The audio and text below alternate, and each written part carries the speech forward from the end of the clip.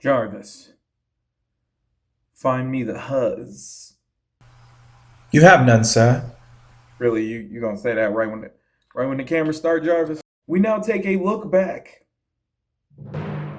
at the start of the most epic saga in cinema, Iron Man, starring the legendary Robert Downey Jr., who plays as Tony Stark in order to protect the world as the legendary Iron Man.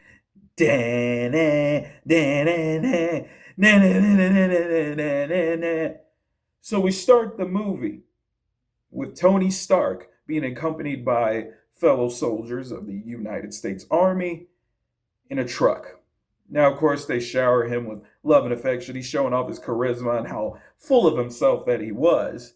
And then suddenly they get attacked out of nowhere by a group of unknown radicals. And in the basis of the attack, after all his escorts get shot, not prostitutes, like I'm talking like the soldiers, you know what I'm saying? He goes and hide behind a rock, as you would. And then a missile is shot towards it. Next thing you know, he looks at the missile and it says Stark Industries. And he like, hold up, is that mine? And it blows him back, and not in the fun way. Yeah.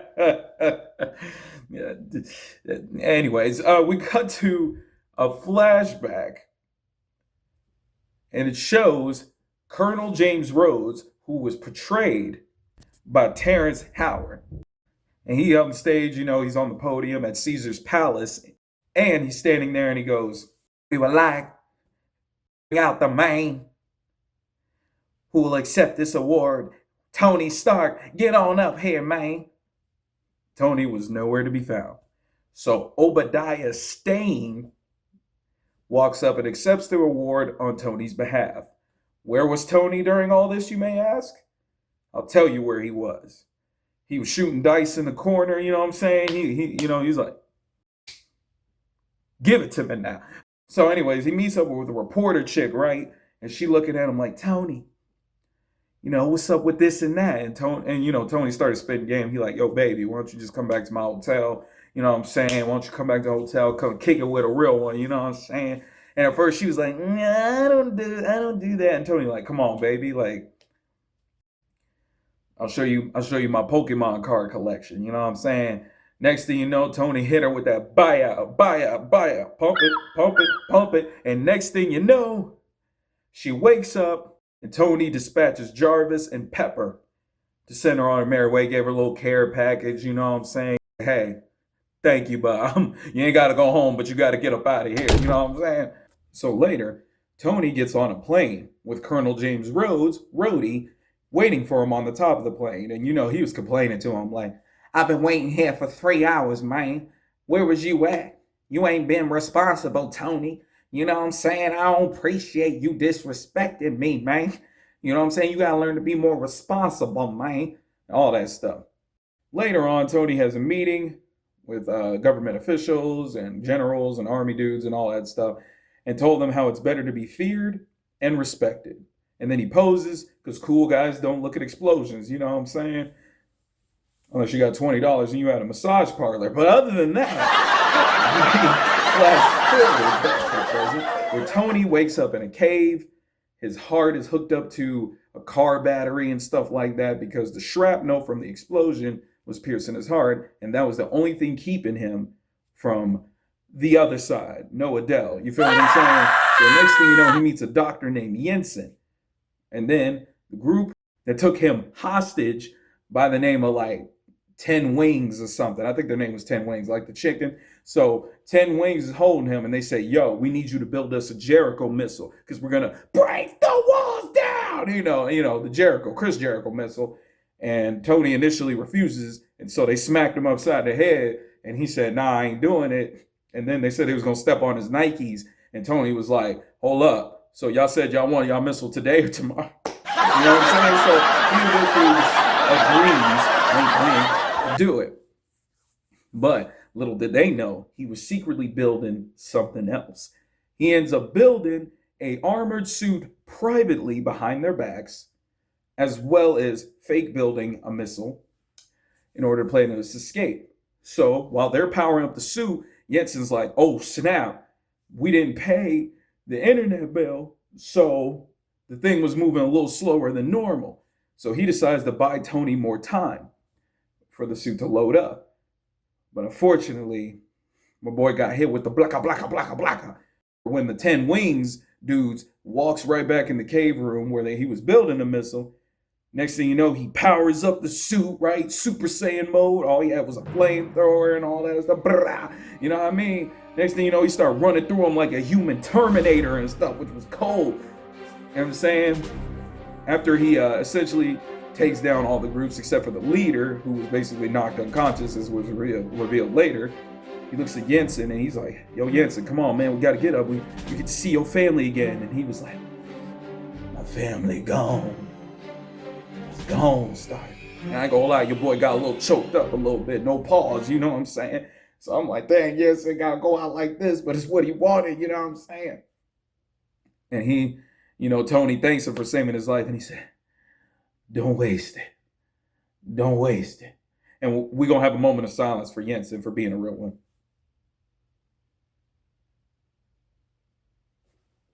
So anyway, next thing you know, Tony returns home to all the fanfare, and we see a young Happy, you know what I mean, which was pretty cool, you know what I'm saying? And then we ended up seeing Phil Coulson, the GOAT, my favorite agent of S.H.I.E.L.D., you know what I'm saying? And then at a press conference, he announced he was shutting down the weapons manufacturing. And then later, he meets Obadiah again. He's like, whoa, Tony, that's our bread and butter.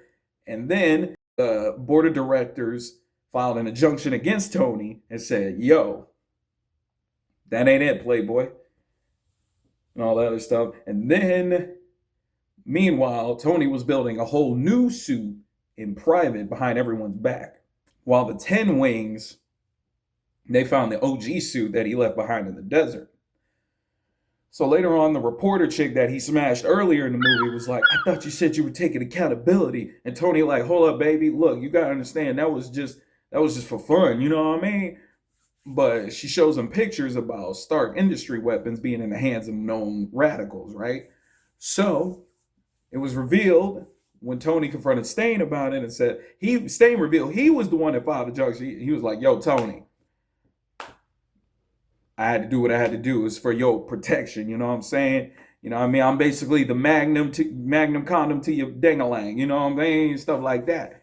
So after I found out the radicals was using the Stark weapons to oppress the people, he decides to get in the brand new red and gold classic Iron Man suit, hunted them down, and it was fire. He walked up, straight uppercutted the dude in his chest, sent him flying.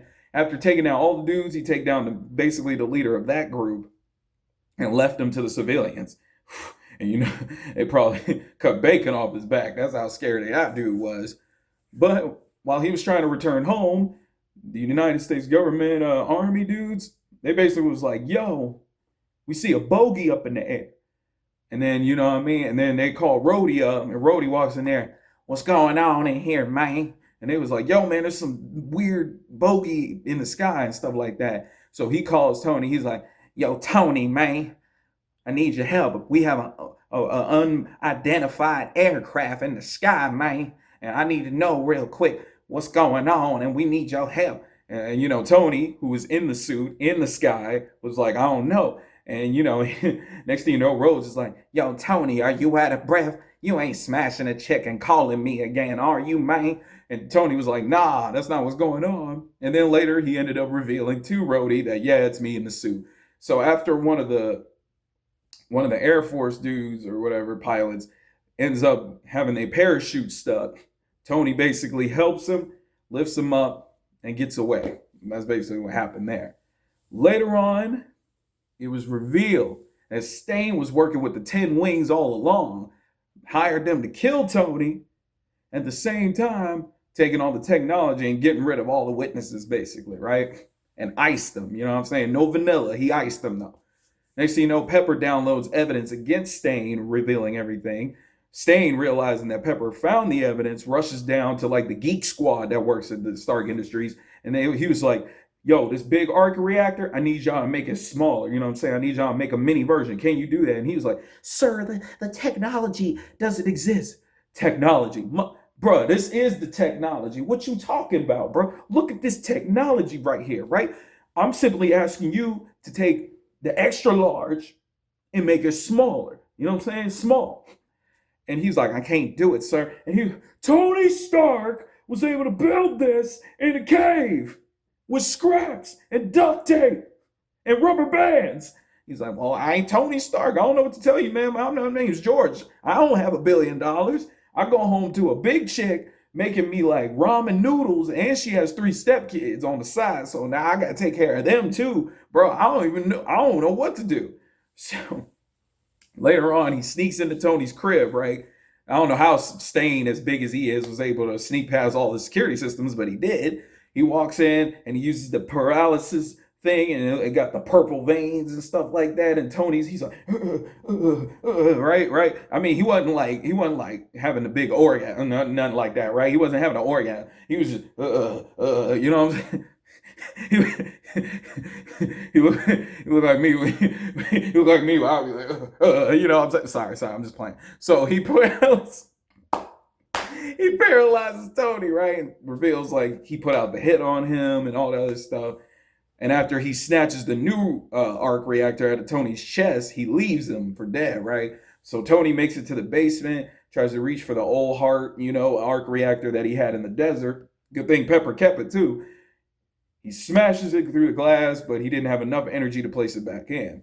So next thing you know, Stane rushes back to the old suit and becomes the Ironmonger, you know what I mean? Which is a cold name, I ain't gonna hold you. So Rhodes shows up, yo, Tony, you down here, man? And he running down. Next thing you know, you see Tony on the ground, and he like, oh, dang it, Tony, what's going on, right? So he helps Tony get the heart and then the new suit. And, he ends up shooting up into the sky. Meanwhile, Pepper and Agents of S.H.I.E.L.D., my boy Phil Coulson, you know what I'm saying? They go to arrest Stane, and Stane basically had an upgrade, you know what I mean? Tony suits up, and he tells Rhodey to keep the skies clear. And he said, Tony, I'm going to do my part, man. So Tony flies into the air, Iron Man, and Rhodes look at the other suit, and he like, next time, man. And we all know Terrence Howard's in this for the long haul. He's going to be in all the movies, right? So next thing you know, Iron Man and Ironmonger are battling it out through the city. And meanwhile, they make it back to the arc reactor roof. So Tony has Pepper overloaded, and he was able to defeat Stane and Ironmonger, and all is well. So then Tony has a press conference at the end of the movie. Everyone's questioning, who's this Iron Man? Who is he? And Tony decides to look at the cards and stuck to the script. Wrong. He looks at the cards and goes, the truth is, he grabs his nuts and says, I'm Iron Man. What y'all gonna do about it, right? And they all lose their mind and stuff like that. Movie's over. Wrong. You stay after the credits. So Tony goes back in his house, right? All alone in the dark. Next thing you know, some brother with an eye patch show up and said, yo, Tony, you think you're the only superhero up in this piece? And Tony was like, what? He was like, man, it's a larger world. And he looks at Tony Stark and says, you a wizard, bruh. And Tony was like, what? No, I'm joking. That's the wrong movie. Anyway, he looks at Tony and says, yo, I want to talk to you about the Avengers Initiative. And it fades to black. And that, ladies and gentlemen, is a look back on the Iron Man movie. Stick around on this channel, because next we going to talk about the Incredible Hulk, baby. Thank you for watching. Please like and subscribe, and I'll see you all next time.